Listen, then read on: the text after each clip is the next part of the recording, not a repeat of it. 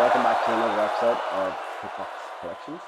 Today I'm in dirty Dublin town on the good side, on the north side, with my good friend Aodhan, and he's going to talk to us a little bit about his wonderful, wonderful collection that he has accumulated over the last while. He is a sitting member of the Dáil, a TD here in Ireland, and he also is a part of the football walking tour in Dublin with Gary Cook. And they have also launched a brand new podcast, which we'll talk a little bit about later on. And that is Each Game on Its Merits. Each game on its merits, yeah. So that's a very exciting project. It is, yeah. It's every single Ireland game ever since 1924. So it's probably for the more geeky football fan. So it's bringing alive the games and the players that we have definitely never heard of before, or people are not as aware of. So FAI founded in 1921, began its international journey in 1924, and we go through every single game. Every single game. Wow, that's quite the labour of love, I would imagine. Absolutely, yeah. Good fun, though? Yeah, it's just interesting to bring some of those players to life. We've even started a little campaign 100 years ago. The first Irish team under the FAI banner went into competition in the Olympics, but they didn't get senior international caps.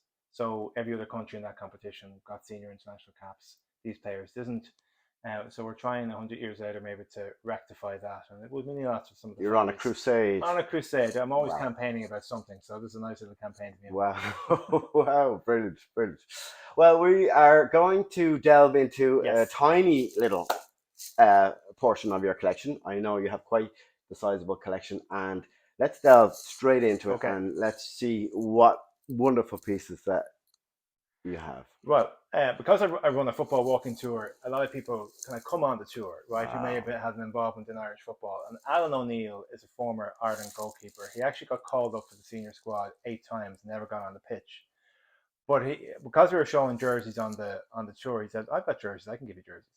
And this is the first ever Ireland under 21 international ever played in 1978 against Northern Ireland in Dalymount Park. And this is the shirt that he wore. And this is the actual goalkeeper. The actual goalkeeper shirt that he wore. Today. So is it Adidas or is it O'Neill's? Yeah, with the 3 stripes. Yeah, and it has a very faded number 1 on the back. You probably can't. Oh yes, but it was quite heavy material. Quite heavy material in the 70s. A very 70s collar on it as well. Yeah, and I think quite figure hugging as well. He told us an interesting story. Those figure hugging ones.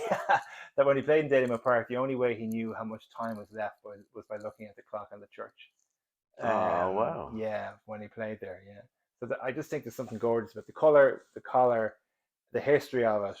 1978 obviously is quite a while ago, but certainly the old famous crest with the shamrocks, Beautiful. And there's 4? No, 1, 2, 3, 4 shamrocks actually on that. Yeah. So that's quite. It doesn't fit me. But I just think it's a lovely bit of history, That's a beautiful one to start on. Yes, I love it. Okay, we keep going. Yeah. Keep going. What have we got next? Next one now. Going from goals to the famous. Here we go. Here we go. Now, I think this is the one. Did you get this direct from the INLA or? Well, well, we won't talk about that. But, actually, this was the replica of this was worn by every Dublin young fella for a period of time after a lot of them were lifted. Yeah, a lot of them got them cheap down the markets, yeah. But anyway, this is a match-worn one. This is Kit O'Neill's, and from the game against Macedonia. The actual Macedonia game? Yeah, the actual Macedonia game. Wow, that is a powerful piece of history. Yeah, so the shirt was only worn a few times, as we know, a few friendlies, but this is from the Macedonia game. And of course, I think if you pick out a few shirts that Ireland collectors want, this is one of the ones that they really want to get their hands on. It's so unusual.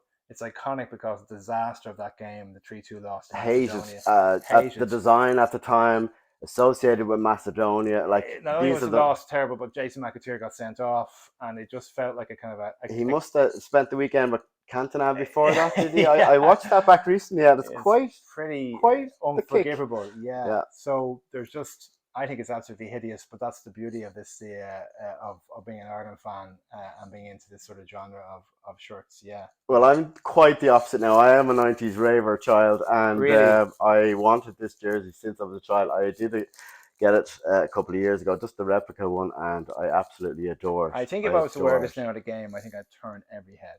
I think There's so. a certain generation of fan would know exactly what that shirt means. And of course, for a time after in Ireland training camps, they used to put an orange bib on the player who had the worst Training training, session. He saying had a I Macedonia. had a Macedonia. Yeah, brilliant, brilliant. I love it. So we're getting That's a really nice a more piece. recent one actually, and considering that we're just after the African Nations Cup.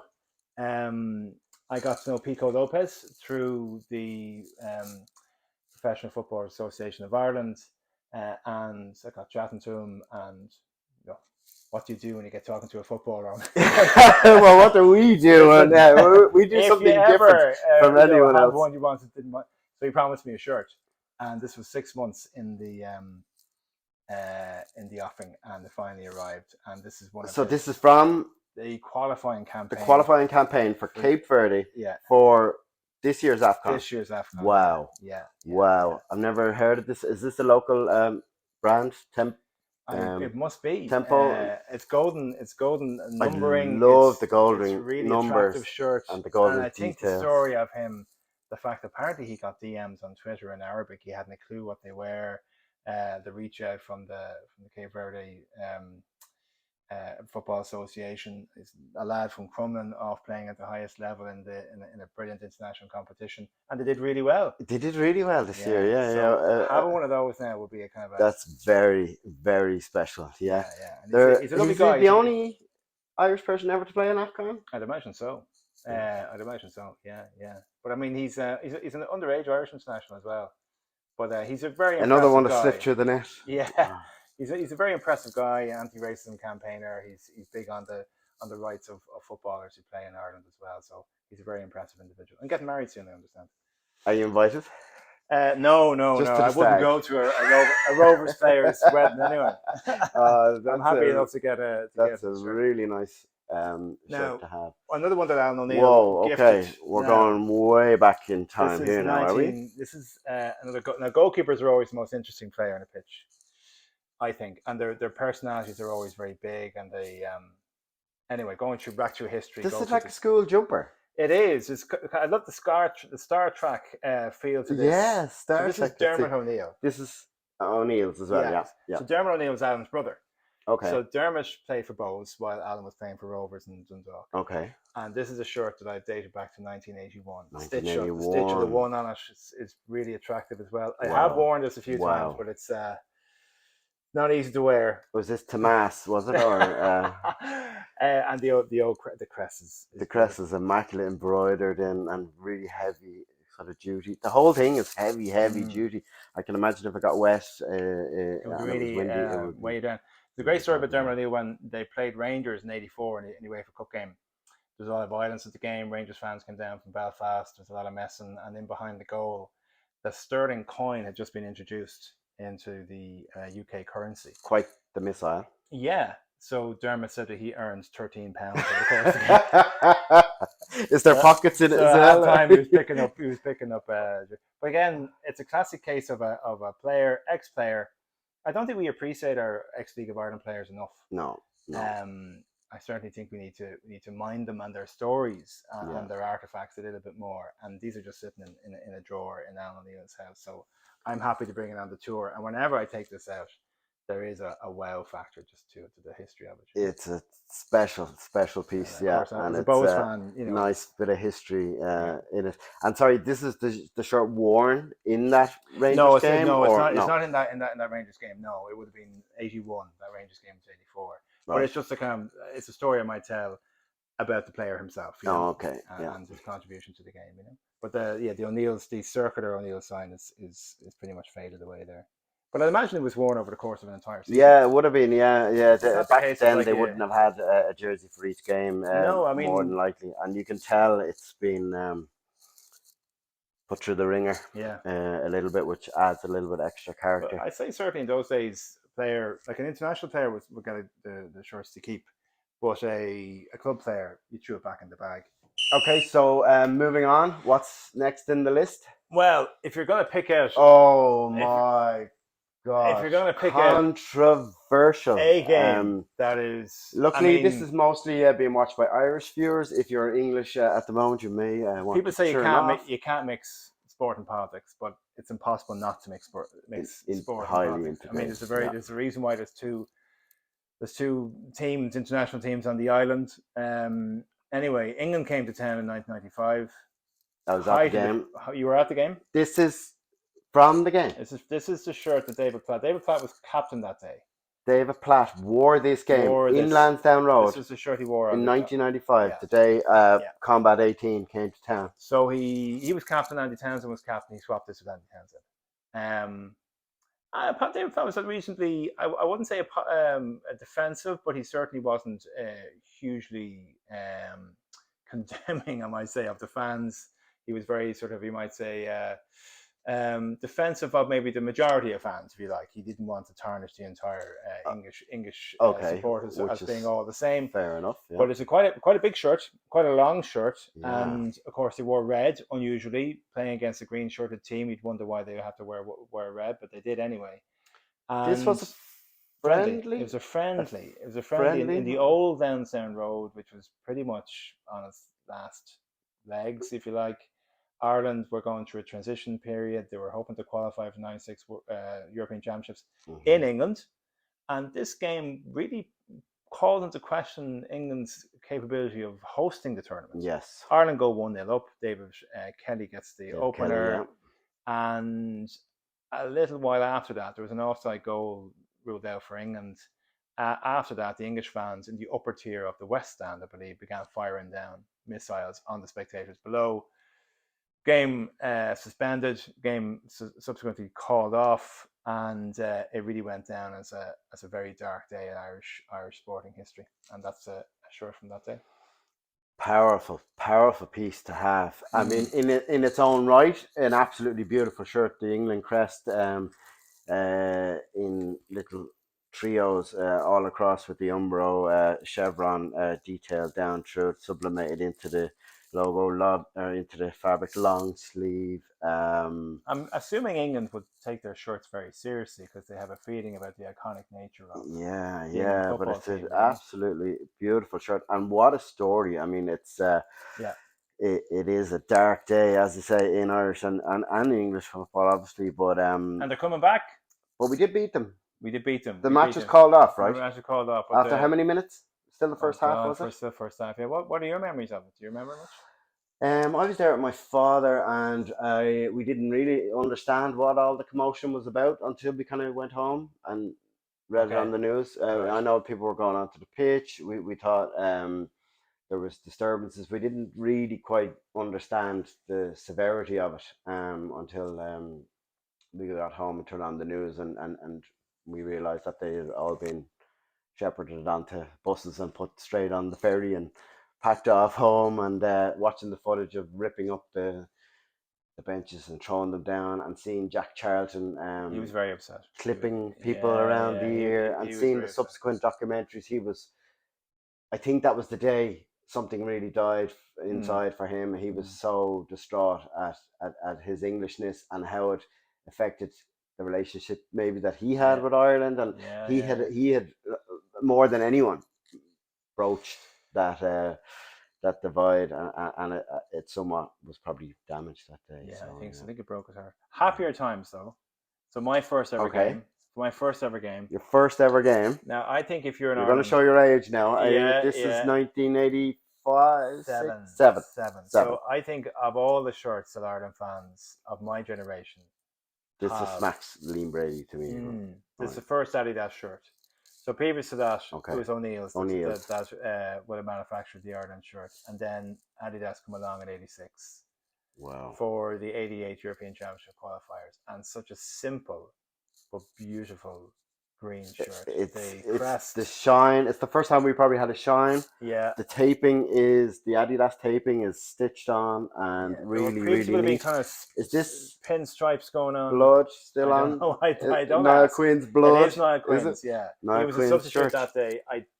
It's not match worn. I think what happens is they get 4 shirts, 2 long sleeve, 2 short sleeve. Okay. I think they would have got 1 long, 1 short in those Brilliant. days. Okay. But that's the shirt he wore that day. He was issued that day. He signed it for me as well.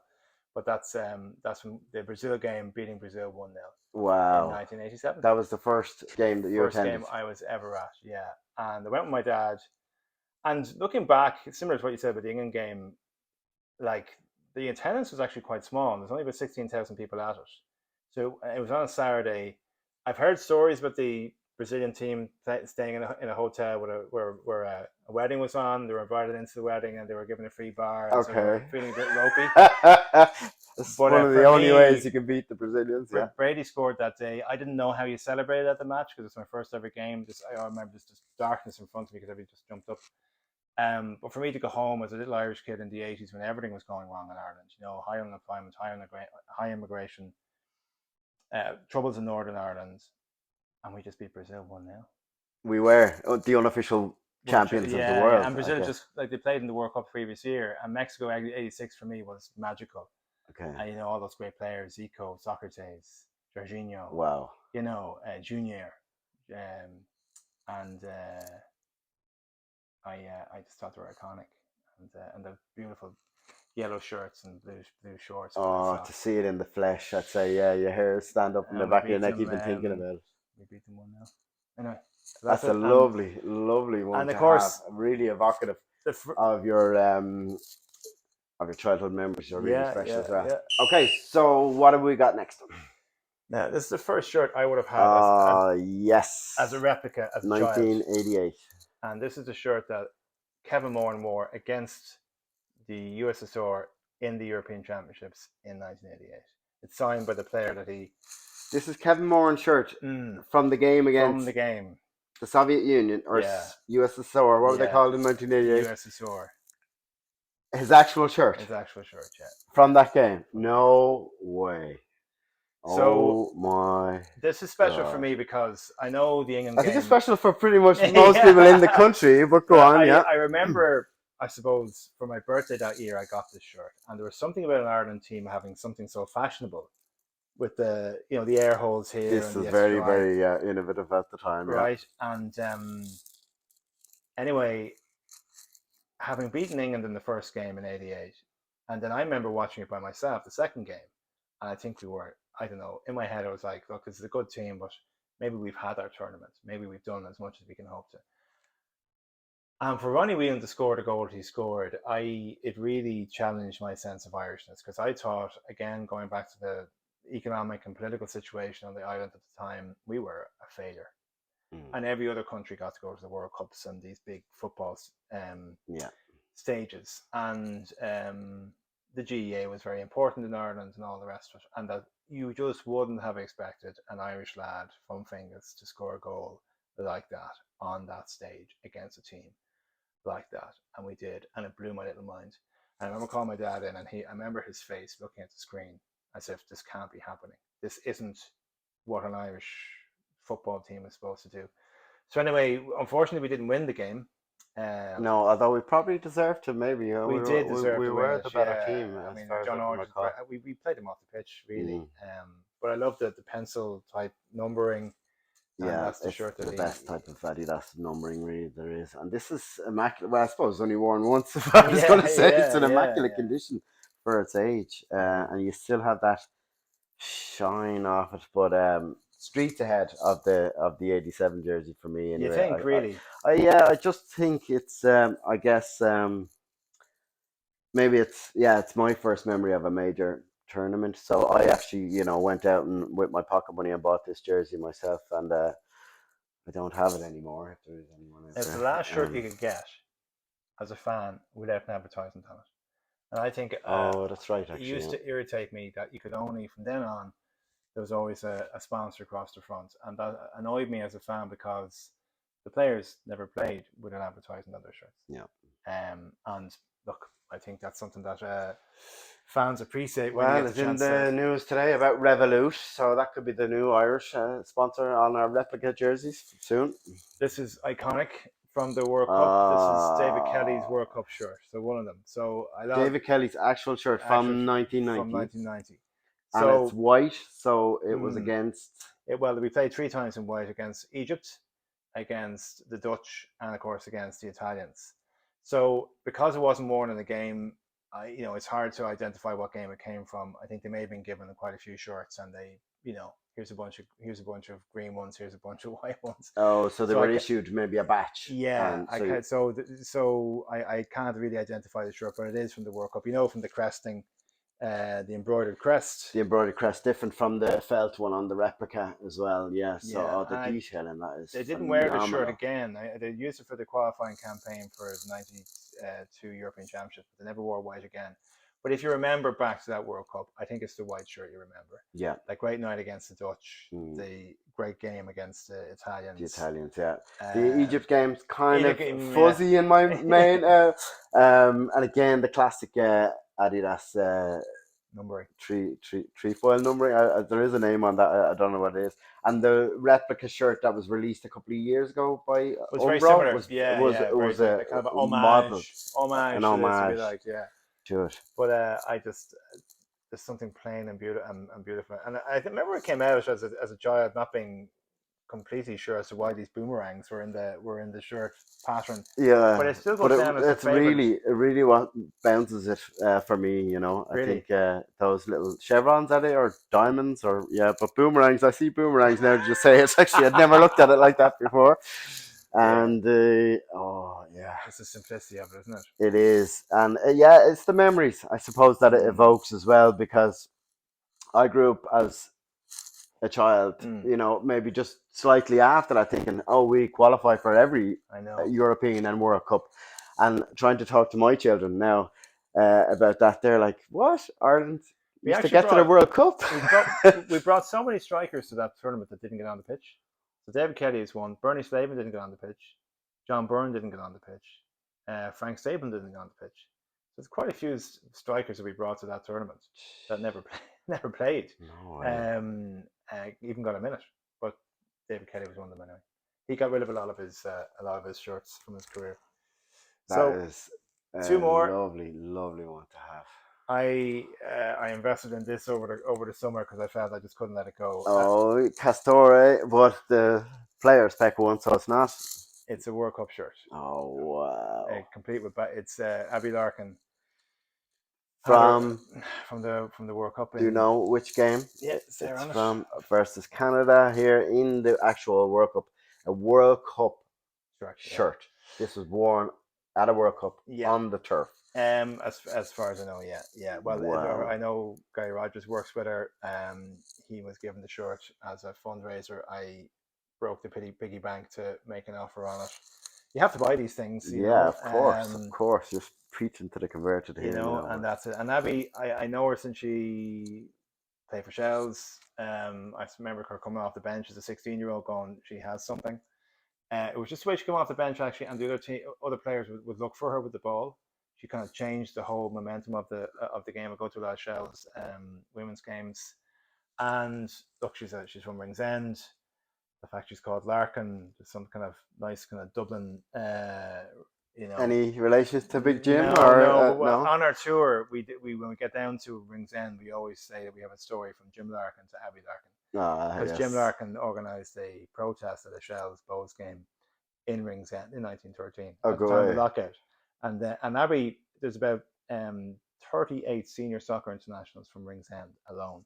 She's the most recent one. And she's now just transferred to Crystal Palace, which is a lovely young one. I know her parents as well. And I just think in terms of women's football, she's a great. It's the start of not the start, but it's It's a great story. And I remember we came in, we met her in Leinster House. She was talking to us about her career, and I remember saying to her, "You could be coming off the bench in the World Cup, And it kind of sparkling in her eye. Sure enough, she did. She came off the bench for a World Cup. what a fabulous And they're story. coming from strength to And if strength. you are looking to play for your country, get yourself to Ringsend and some of the people for the top quarter there, because it is. That's where they all are now. If Oh no! if the Is this? if the house was to burn down No. and I had to salvage one item This is above all else, so we went back to and we spoke about the World Cup. So 1990. 1990. This is the most expensive shirt that I've ever purchased. I won't tell you how much. Please don't. I don't think I'd ever tell anybody. Okay. But this is from the game against Romania in the World Cup in 1990. One of the most famous Irish games probably ever. Yeah, and this was worn by Josip Rotario, and he was number 5 on the day.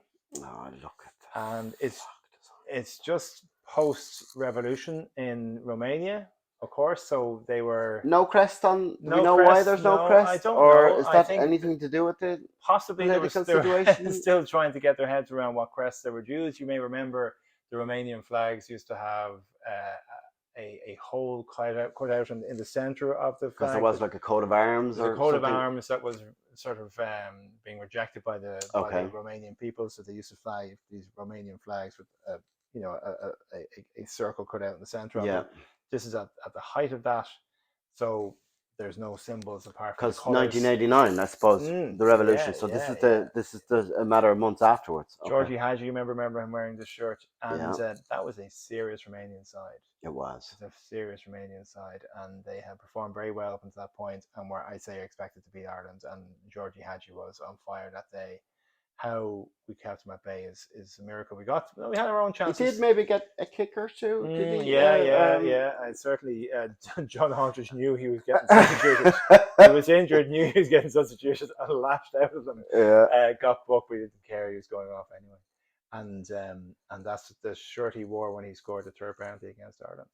And for us, sorry, he took a penalty. He took the third penalty. Yeah. This is part of the shootout. Yes. The famous, most iconic shootout in Irish football history. He scored the third one.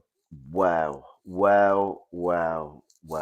There's absolutely. I'm lost for words. Yeah. I'm lost for words. So if you think about it, your childhood, I don't think will ever, the reading in the years moment, if we go back when we're 90 years of age and talk about, I'm always going to feel sorry for somebody who doesn't remember 1990. And I'm always going to have a little bit of that day. You have a slice of that day. I remember being a 12-year-old boy, and I ran out into the street outside my house after the I think it was the penalty, best time, and I just screamed, and the whole country celebrated. Everybody who weren't football fans got immersed in it. I think, I was 14. It was probably the perfect time. You had no other interest in your life. You weren't worried about money or jobs or career or education or exams or girls. You just cared about the Irish football team. Yeah. Well, I did, and that day, beating Romanian penalties, I'll never forget it. And now I have this to remind me of. Remind you every day. Wow. And it's funny, whenever somebody says, "Oh, it's not some off days," and say, "No, it's not some off days," I go, "Oh." Because that's the only one that they probably remember. Yeah. Anyway, that's it. That is some collection. I don't know what to say to that. I'm not going to say anything now. We're just going to let the shirt obviously. I have more from the World Cups in 94, 2002, 88 as well. So I'll bring them along to Kit Con and show some of them off. So speaking of Kit Con, you're actually going to have record the latest version of Each Game on Its Merits, your podcast that you're doing with Jared Farrell and and Gary Cook. So we're hoping to record an episode there at Kit Con, and I'll be bringing some shorts along as well, maybe just to tell some more stories and promote our football walking tour. Brilliant. And if people want to find you on Twitter or any social medias, what's the handles? At Football Tour Dub, which is for the walking tour. You can email us at footballwalkingtour@gmail.com. We have a north side one and a south side one. The south side one is quite, highly recommended if you haven't done it. Really informative, really fun, and really nice insight. The south side one we do through the Little Museum in Dublin. The north side one is more kind of edgy and underground, and we don't really, we don't tell too many people about north side joke here. Yeah. It's like Fight Club. We don't talk about it. Okay. And and where else then would they find you on Twitter or Yeah, X? well, And the podcast is Each Game on Its Merits. So we've gone through that's on quite a few. YouTube. That's on all the platforms, and as I say, the Twitter handle is Football Tour Dub. Brilliant. Well, thanks so much for sharing your wonderful Anytime, Paul. slice of that wonderful collection. Thank you very much. I hope you enjoyed that episode, and please hit the subscribe button, and we hope to see you again for the next one. Thanks. Thanks, Paul.